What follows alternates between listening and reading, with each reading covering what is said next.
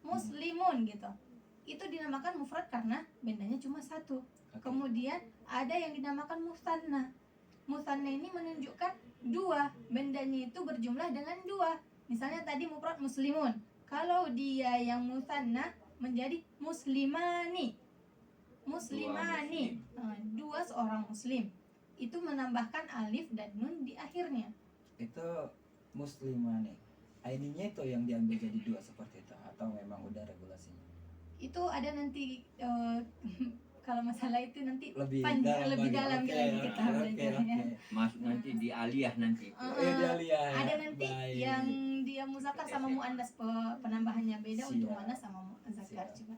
Kemudian yang kedua tadi kan ada musanna menjadi muslimani. Nah, yang pertama muslimun, kedua muslimani. Kemudian kalau dia muslimnya banyak, lebih dari 3, itu disebutkan dengan jamak. Iya. Jamak. Misal contohnya muslimun, muslimuna, gitu kan? Tadi kan menambahkan alif dan nun. Kalau di jamak menambahkan waw dan nun. Tapi itu bukan memang udah harus gitu, tapi ada lagi pembagian. Nah, jadi cukup jelas ya. Dan saya pernah tertarik sempat untuk menyaksikan pidato-pidato bahasa Arab ya. Adanya seperti Al-Mukarram seperti itu.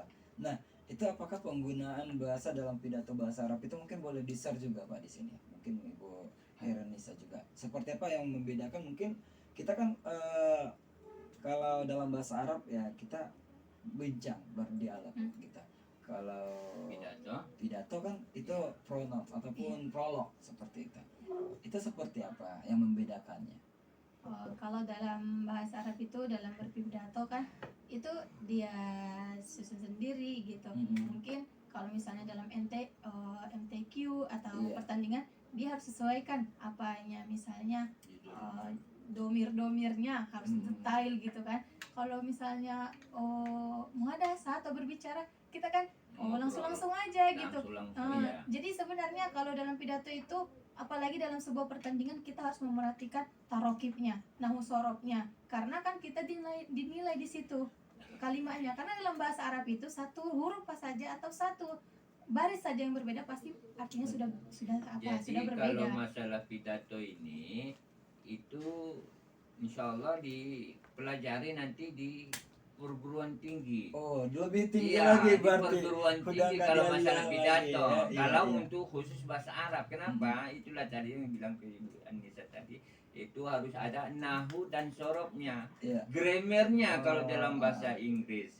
Nah, data bahasanya itu bagaimana? Kalau untuk tingkat sanawiyah, sanawiyah dan aliyah itu masih dan tak belajar. Iya, penggunaan bahasa Arab itu. Mungkin kalimat-kalimatnya. Nah, seperti itu. Kesehari-hariannya lah, seperti pendalamannya. Jadi untuk nanti masuk ke dalam perguruan tinggi itu nanti bolehlah supaya sesuai dengan mahasiswanya. Memperdalam dari min, sanawiyah, aliyah. Sebenarnya diperluas. Ya tergantung sekolahnya juga. Misalnya kalau di pesantren kan sudah banyak kita lihat di situ pandai-pandai. Karena dari ibaratnya memang harus bisa gitu, nggak harus memang udah lebih apa gitu. Jadi memang kalau di pesantren itu bertanding-tanding orang gitu, kayak mana biar bisa gitu. Nah, kan sebenarnya sama saja madrasah sanawiyah seperti itu, dan mungkin di pesantren juga yang sanawiyah. Yang pasti kan metodenya sama seperti itu. Nah, dengan belajar ini banyak kita ketahui ya, santri-santri itu, murid-murid itu, santri-santri yang baik di pesantren maupun di madrasah sanawiyah itu sudah mahir dalam berbahasa Arab. Mungkin banyak dengan baca Al-Quran, bahkan dengan membaca Al-Quran ini dia sudah tahu artinya. Kalau seperti saya mungkin taunya wah itu dan gitu. Ya bunaya, wahai anak-anakku gitu. Jadi dengan begitu aja mungkin kita bisa memperbanyak vocab kita ataupun mufradat di dalam bahasa Arab seperti itu. Nah, sedikit cerita kembali, mungkin kita flashback dulu nih. Banyak mungkin yang penasaran di rekan-rekan Rawa FM yang di rumah. Ibu Khairunisa sendiri itu dengan belajar bahasa Arab bisa dibilang udah ya namanya sudah guru bahasa Arab seperti itu ya. Apa kesulitan tersendiri dalam bahasa Arab itu? Kesulitan dalam bahasa Arab itu gimana? Sebenarnya saya pertama kali belajar bahasa Arab itu saya seperti umumnya di pesantren, saya itu merasa sangat sulit. Yeah. Kenapa? Kan beda pesantren sama sanawiyah gitu. Di pesantren itu kami difokuskan tarokibnya, nahwu sorobnya. Jadi saya memiliki kesulitan di tarokib. Tapi kalau misalnya kalau ngomong saja gitu kan, di IN kan juga saya kan belajar di situ di asrama. Di situ bukan diperhatikan, cuma tidak terlalu difokuskan kepada tarokib. Pokoknya ngomong bahasa Arab udah gitu. Oke. Dan tarokib itu sendiri apa? Tarokib itu kita sebut kalau dalam bahasa Inggris itu grammarnya. Jadi tata-tatanya, tata caranya gitu. Oke. Nah, dan sejauh ini kalau seandainya jumpa dengan jadi translate-nya orang Arab ya udah bisa berarti ya. Mudah-mudahan.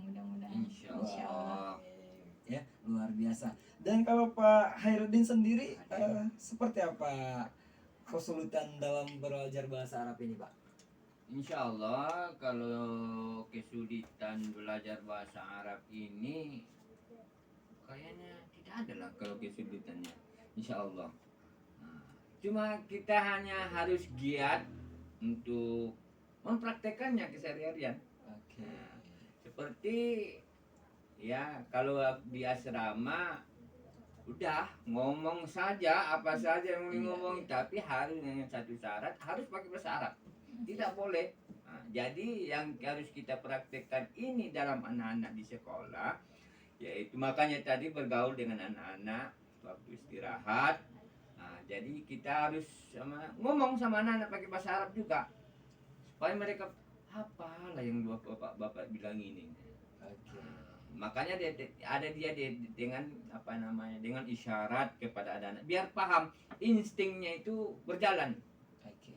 Apa yang bapak bilang ini, jadi maka harus pakai isyarat seperti itu. Kalau Pak Khairuddin sendiri belajar bahasa Arab itu dari kapan, Pak? Oh, kalau anak sendiri itu belajar juga memang dari dasarnya, yaitu dari pesantren juga.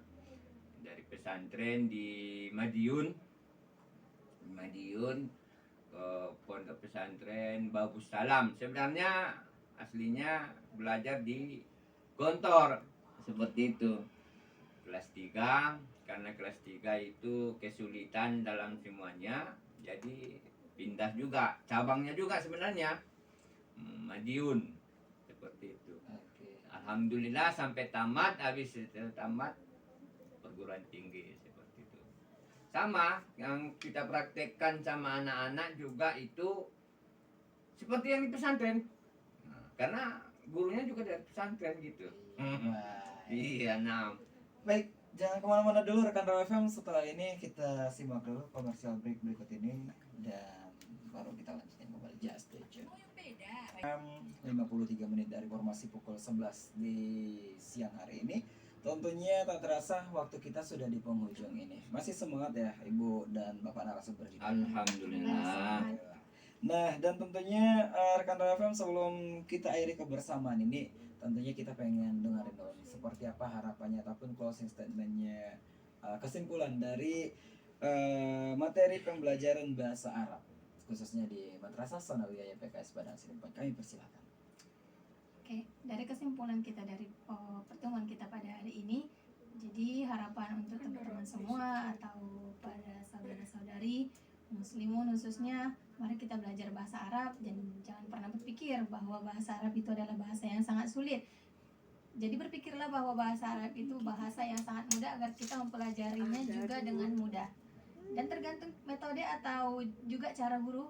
Bagi yang guru, kita semua yang guru, mari kita memberikan metode-metode yang mudah untuk untuk siswa kita atau peserta didik kita agar pembelajaran itu tidak terlalu monoton atau mereka merasa bahagia atau senang dalam proses pembelajaran bahasa Arab. Kita seorang muslim, udah seharusnya kita harus pandai bahasa Arab, tidak pandai, setidaknya kita tahu yang umumnya saja. Karena kitab Al-Quran itu berbahasa Arab, begitu juga di surga kita akan nanti menggunakan bahasa Arab. Penutupan kan? Mungkin silakan ditambahkan Pak. Iya. Kita anggap bahasa Arab itu adalah seperti bahasa kita sehari-hari. Kalau di daerah ya berbahasa daerah, ngobrol.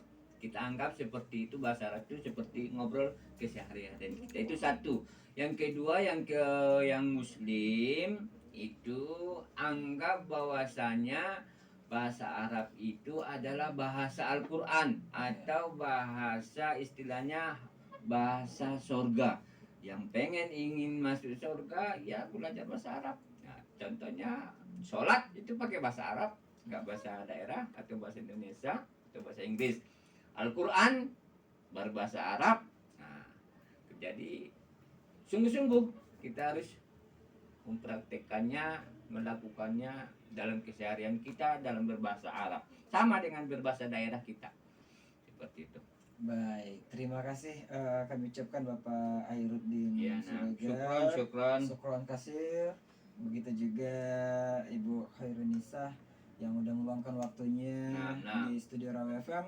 Semoga kita bisa bertemu lagi dengan pembahasan dengan materi yang lebih mendalam lagi iya, dan insya Allah. Lebih luar biasa. Kalau diundang lagi dari Rawa FM, siap untuk memberitahukan kepada seluruh layak Kota Padang Sidimpuan. Baik, dan tentunya titip salam buat keluarga besar Madrasah Sanawiyah PKS. Insyaallah. Semoga sukses terus. Amin. Dan selalu diberkahi oleh Allah Subhanahu wa taala. Amin. Barakallah. Terima kasih. Syukron kasir. Assalamualaikum warahmatullahi wabarakatuh. Waalaikumsalam warahmatullahi